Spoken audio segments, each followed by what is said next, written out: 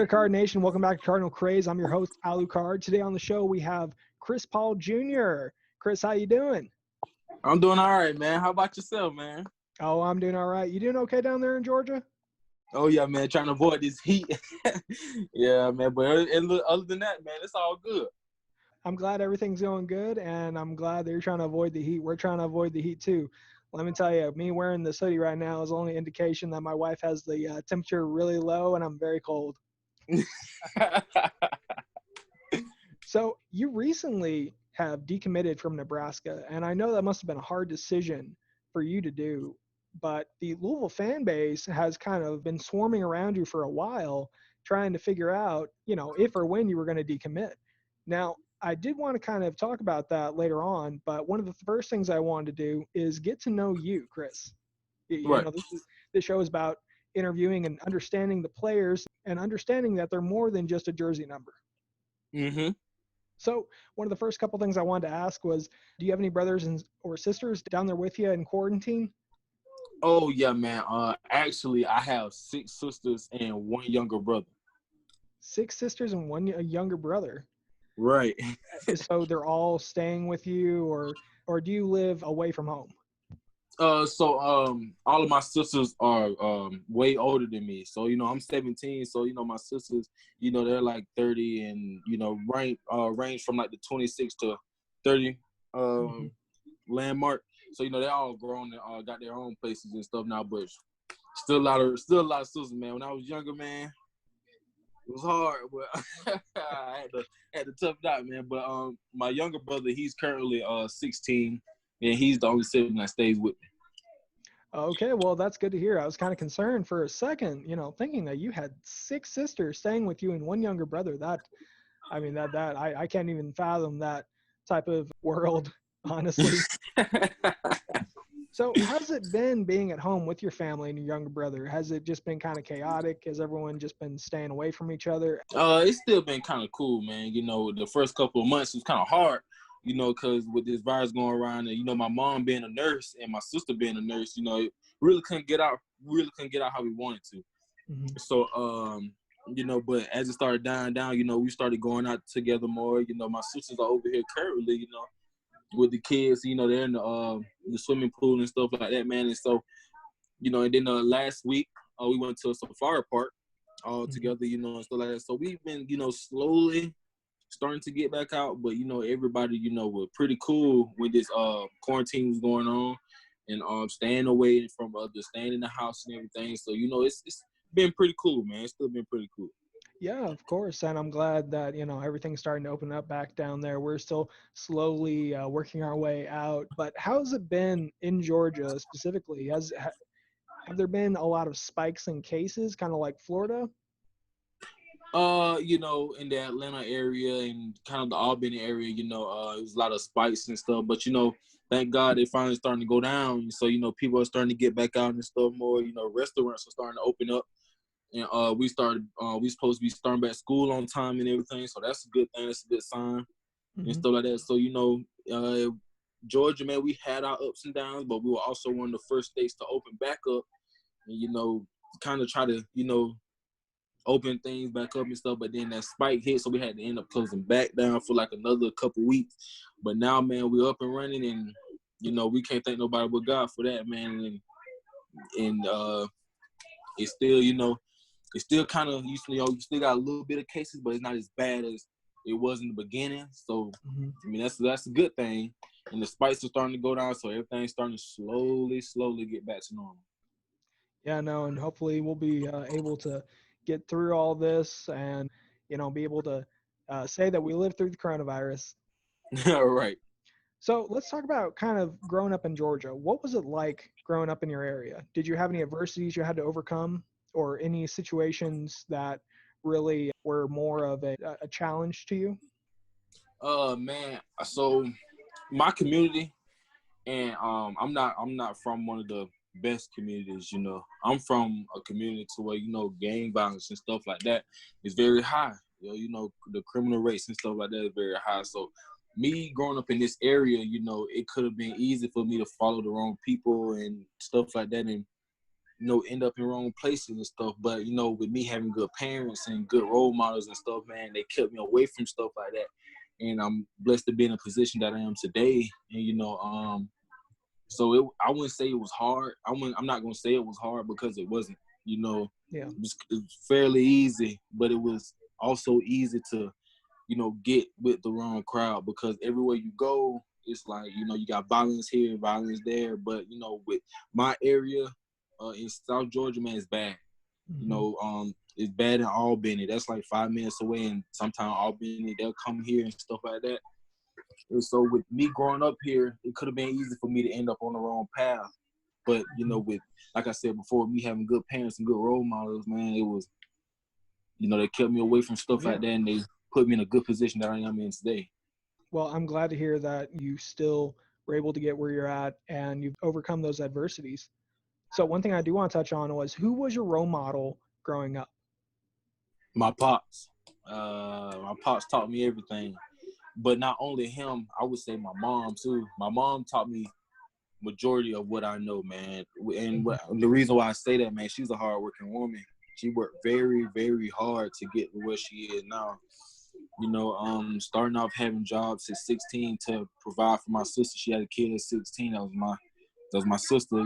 So she had to, she had to overcome major adversities. And with her will and her drive, she took those sleepless nights, man, and worked very hard. And that, me seeing that, with her being my role model, I took that in, and that made me have the will and the drive to overcome adversity and still work hard through adversities and stuff like that, man. So I would say my role model is my mom, both my parents, basically, because my pops, he did the same thing. He had kids when he was young, but he overcame adversity and put his family in the best position possible that he could overcome. And so they both taught me to overcome adversity through hard work, prayer, and just that mentality, that will to get through. Well, I'm glad that your parents were your big role models growing up, and even your sister being able to overcome her adversity and was able to step up to the plate and be able to show a good path for you at such a young age. Right. Now, one of the things I did want to ask, now we're kind of going to get into a little football. How's training been lately with the pandemic? Have you started going back out and training, or are you training with your friends? What's the situation on that? So we actually started training 2 weeks ago. And, it's kind of weird because with me, I'm used to, big groups, and, being able to go to the field and, work out with the team and coaching and stuff like it was normal. But, man, with this pandemic, it's kind of crazy. They put us in groups. So we started out, we had 4 groups. You had a group that go at 8:30 to 10:30. Then you had a group that go from 10:30 until 12:30. And then you had a group that go from 12:30 to 3:30. Okay. And so, that's how we started out. But then now we are going into 2 big groups. And so now the big groups are 8:30 to 10:30 and then 10:30 to 12:30. So with that, man, it was kind of weird because we in smaller groups. We only had in our groups, it was like only like 15 people. Yeah. So it was like real small, real spaced out, you really couldn't you got the coaching that you need, but you really couldn't, get the coaching that you need if I said that correctly. No, you said it correctly. And now this is with your high school, correct? Yes, sir, correct. Now, if you want to shout out your high school, you more than well can. Oh yeah, man, Chris County High School, stand up. So, has your coach talked to you, or at least maybe the administration of your high school kind of talked about if there's going to be a season and how that's going to go down? So I was talking to my defensive coordinator the other day about that. And what they're saying is that the season is supposed to start on track. So with that being said, every team in Georgia has approximately 6 weeks to get ready for the upcoming season.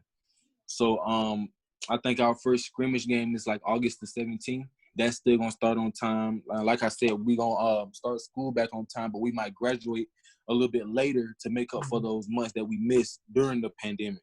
Yeah. And so, so everything's supposed to start back on time, man. Everything is. So now that it may take a couple extra months to be able to graduate, would you say you would still be able to enroll in spring practice at whatever university you decide to go to? Right. Yes, sir. So I talked to my counselor about that, and I plan on early enrolling. So I plan on leaving after December. And so well, I asked her, would that still be would this pandemic affect any of that? And she was like, no, you'll still be able to, early enroll if you wanted to, as long as you got the credits and stuff, which I do have the credits. Mm-hmm. And all I have to do is take 4 academic classes, and that's all. Okay, well that's good to hear. And now to get into a little bit more football. So Okay. how is this the recruiting situation? How has it been on your family, and how has it been on you? And I mean, how would you say it has affected you and your family? It's been good, man. And like I said before, my pops helped me through all this because he went through the recruitment process when he was in high school before he ended up, going to the Navy.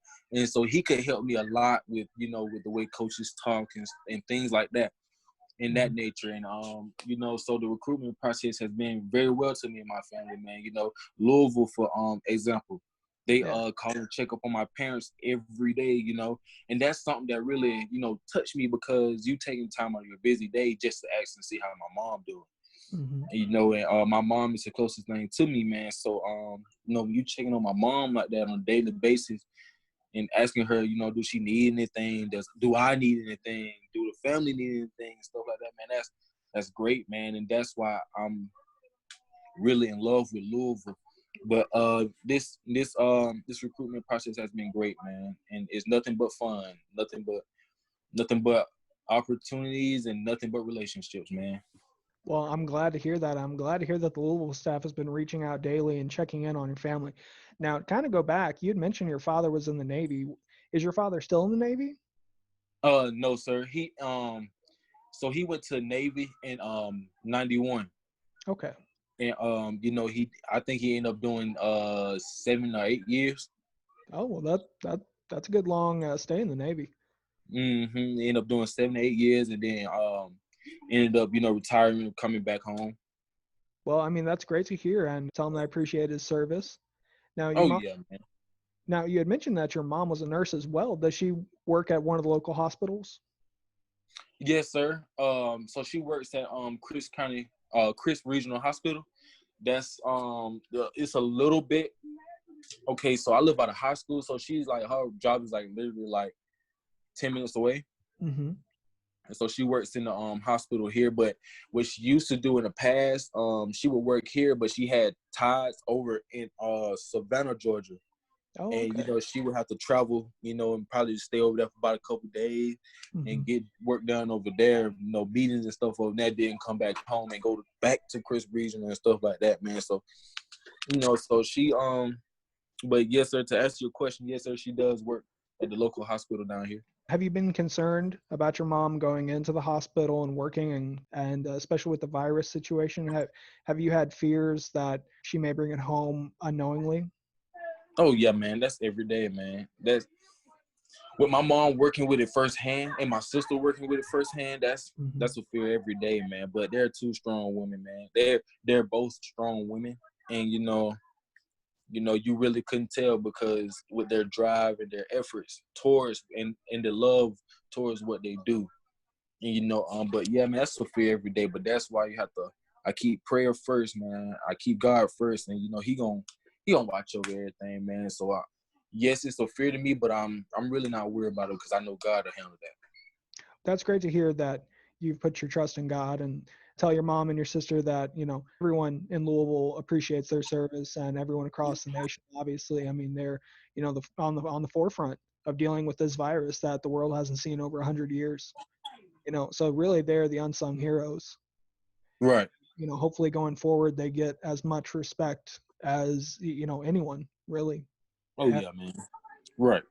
So we're going to kind of start diving into Louisville. I know you had mentioned it before, and how Mm-hmm. great the staff has been to your family. So one thing I do want to ask now, the position coach, Derek Nicholson, Right. he's been the one trying to recruit you. Yes, Now, sir. we're not too familiar with Derek Nicholson. He's new to the program, but he has a very extensive record in the college football world. Now, is there anything you can say about him that you've been able to kind of really get a feel for his personality, what he's like? Does he hit you up on video games? Does he, text you constantly, send you funny memes? I mean, what is he like? Oh, Coach Nicholson is an amazing guy, man. He actually, before he came to Louisville, he was at Southern Miss. He coached my cousin, Sherrod Ruff, at Southern Miss, and he was trying to recruit me at Southern Miss. And then when he came down here to Louisville, that's when he extended the offer and everything. But he's a great guy, man. I can tell he has a very fun personality, and he's very energetic. I could say he's very energetic, and he hits me up on a daily. Like when I say a daily, like every morning I wake up, I'm guaranteed a message from either Coach Nicholson or Coach Brown, and he hits me up on video games and stuff like that. Try to get me on the console sometimes. He does send me memes and everything, man. He's a great guy, man, and he's very. I could tell that the players love him just by the videos that I watch on him and things like that. And the things that Sherrod told me, I know that the players love him as well. And I can't wait to meet him in person, man, because that type of energy I love to be around. A very high energy, energetic man, happy man, God-fearing man with a wonderful family, man, and can't wait to meet him. Yeah, no, same goes here. Hopefully I get the opportunity to meet him as well. And hopefully we can learn a little bit more about him going forward. If you'll be able to kind of extend that kind of information to Cardinal Craze. Oh, yeah. So one of the things has there been any recruit that has been talking with you that you can say by far you are starting to kind of form a bond with? Actually, there's multiple. I've been talking to TJ Quinn. He's me and TJ Quinn are close, like real close. He goes to Lowndes High School, which is in Valdosta, Georgia. That's like 45 minutes away from me. I've been talking to him. Kanai Walker, another Louisville commit. Yeah. I played in multiple All-Star games with Kanai since I was in 9th grade. Oh wow. So every single All-Star game we've played in, me and him have always been roommates, always been on the same team. Vic Tone, that's the one in Grayson. That's the one in Grayson right there. Oh, okay. I talk to him on a daily basis, man. And so those three, and it's one more, I can't think of his name right now, but we talk on a daily basis, And I have a great bond, especially with Kanai and TJ, man, because I've practically known them since I was a freshman, because of all the All-Star games and all the appearances that we've made to see each other, man. We have that brotherhood, we have that bond. Mm-hmm. Well, that's great to hear that you've already have this bond with several commits from Louisville. What could Louisville do to get you to commit today? They do enough, man, and they like I said, they do the unnecessary, and that's what's pushing them over the edge. Not many colleges that have offered me just call out of the blue, just call and just be like, hey man, how's your day? What do you have planned for tomorrow? Be safe. Call me if you need anything. I'm finna call your mom. And then my mom come in happy and everything. The coach from Louisville has hit me up today, man. Did they hit you? And I'm like, yes, man. They called me. They told me they were gonna call you. Then my dad come home for work. Oh, I just got the phone with Louisville, man. They call you. Yes, sir. They called me and stuff like that. So really, it's nothing. It's nothing they can do, man, because they are already doing the things necessary and the unnecessary. So, yeah. Off the top of my head, I can't think of anything. So are you waiting on an opportunity to join the Louisville team, or are you waiting for a specific day to commit? So really, like I tell everyone else, I'm still kind of, weighing out my options and everything. Okay. And I don't want to be too hasty like I did with Nebraska and make my decision too fast or too early. Okay. You get what I mean? And, and I've told the Louisville staff this, and they understand. They understood me, man. They 100% understood every word I told them. That's another reason why I'm so in love with Louisville, man. They're an understanding team, understanding staff. Mm-hmm. And so, I told them I might need a little bit more time to, evaluate my decisions and everything. And they understood that perfectly. They understood that. And so, and I said, I told him, like, who knows, man, I could have made my decision before December. It might be signing day of February, Mm-hmm. I never know, man. I just put my plans in God's hands and let him work the magic. Yeah, of course. Now, one of the things that we've noticed on social media is that since decommitting, Colorado has really been pushing the narrative, trying to recruit you as well. How's your feelings towards Colorado? Is there same mutual feeling towards Louisville, or would you say that they're kind of a newcomer when it comes to offers? With Colorado, man, I have much love for Colorado, right? But it's with Louisville, it's kind of neck and neck. Yeah. I keep in contact with Coach Summers as much as I do with Coach Nicholson. Mm-hmm. But I don't think Coach Summers hit my parents up like Coach Nicholson do. So that's why I'm kind of debating if it's neck and neck. You get what I mean? I completely understand what you mean by that. This is your ultimate decision. And, I'm not going to, try and sit here and tell you all the things Louisville has done. I mean, firsthand what Right. Louisville has done. And, this is, like I try and tell every recruit, this is the hardest decision of your life because you are committing the next 4 to 5 years to living and, working and, learning in a different town, in a different city, in a different state, Right. and your decision is the most important, and yes, it's understandable when you committed to Nebraska, like you said, that you felt that it was a hasty decision and you don't want to make that same mistake. That's completely understandable.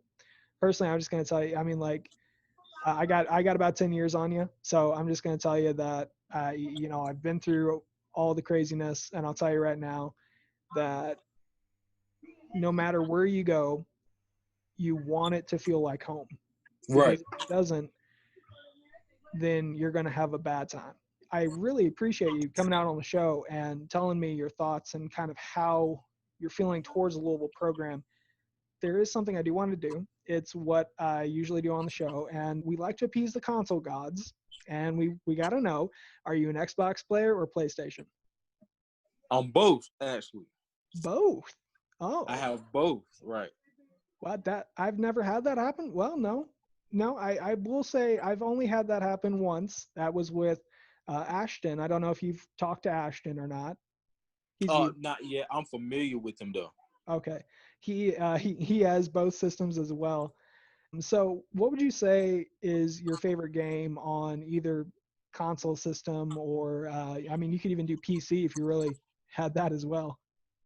Okay, so I'm a big Call of Duty fan. Okay.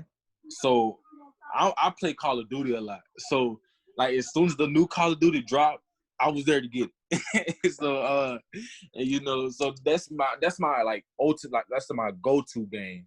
My second go-to game is like NBA 2K. Okay. That's my second go-to. So one of the things I do want to ask, do you play with Victone and Aaron and Zen on Call of Duty? I have played with Kanai before. Kanai, okay. Well, then you're going to have to hit up Victone and Aaron Gunn because they both play Call of Duty. Now, I will say that Victone and Aaron are very different. Aaron, I believe, has mentioned to me that he likes to play solo because he can't do group squads because apparently he just cannot trust people. Right. So, but for the most part, yeah, you got to hit them up and play with them. Now, there was one thing I want to kind of double back to about more about your personal life. Would you say there's a specific Netflix show that you were just head over heels all about? All American. All American, really? All American. That's my ultimate favorite show. I can't wait for season 3 to drop. I have not watched it yet. Right. But it's really good though, right? Oh yeah, it's very good, man. You season one is an eye catcher. That's the that's the one they're gonna keep you thinking. Season two is gonna basically summarize season one. Okay. Well, I will definitely try and check it out soon. Is there anything you want to tell the Louisville fans, or anything you want to kind of tell the just fans who follow you in general? Man, to the fans that follow me in general, man, I just want to appreciate them, man. I just want to thank them, and Hmm. special shout out to Louisville fans, man. Throughout when I decommitted, I was getting a lot of heat from the Nebraska fans, but Louisville, they came in with the comments of understanding and of I would say very high confidence, man. And I just want to give a special thanks to Louisville fans, man. Y'all mean a lot to me, man. And to all my fans in general that follow me, I just want to give y'all a special thanks because y'all been here through 0 offers to 21. And I just want to thank y'all, man. Well, we really appreciate you coming out on the show, Chris, and all the Louisville fans. They are very understanding, and I hope they show you more love going forward.